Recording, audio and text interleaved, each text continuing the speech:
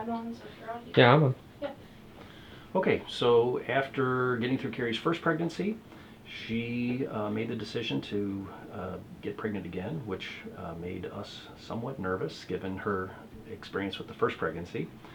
But with the help of the physicians at the Cleveland Clinic, who are specialists in her rare condition, and the education that Cari provided to me, I mean, literally, I mean, she is an advocate for her condition.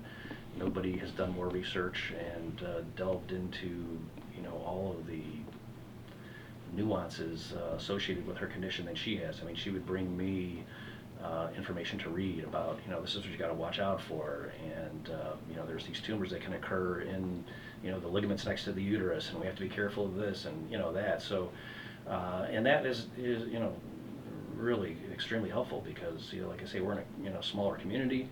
We don't have access to a lot of these specialists, and so when somebody has a rare condition like this, it makes you nervous. And we were very fortunate.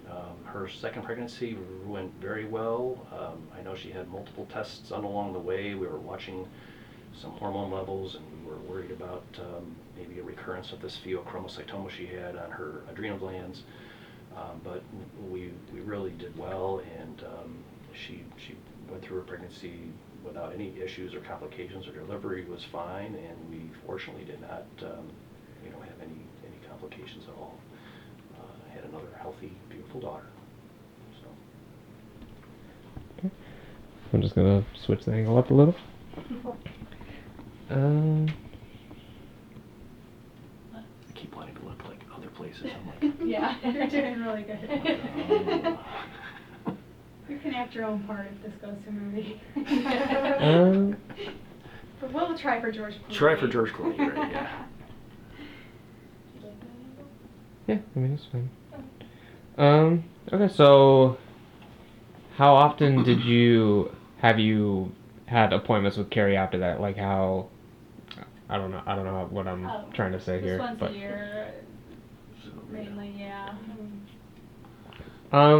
Okay, so just kind of take us from then until around now. Like, has she experienced any sort of complications or just... I think you've seen my emotional side. I've seen him a few times where I've been depressed, full of anxiety. Yeah. He's also seen me upbeat and positive, so I think he's seen me at my best, and he's also seen me when I have been very overwhelmed. Oh gosh. Yeah. Not that you deserve to see that, but I feel safe with him to say, hey, I'm not good, Dr. Visci, so this is too much to deal with, especially with a kidney scare. Really put me on edge.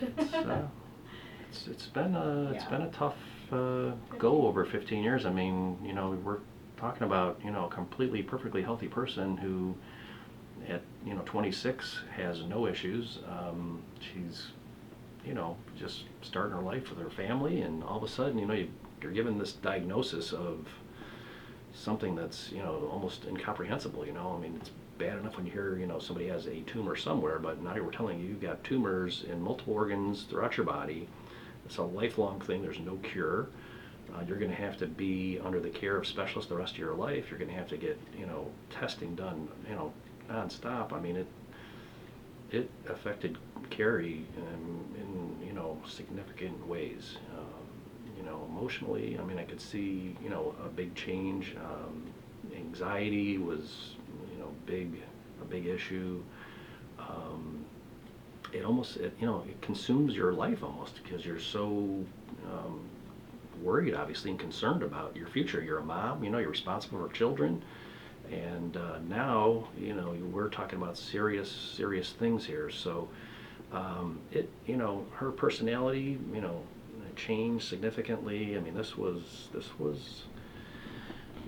was impressive to see how she got through it, how she grew up with it, how she matured, how she kind of became a champion for the condition. I mean, she's putting billboards up. She's joining these national organizations that are involved with von Hippel-Lindau.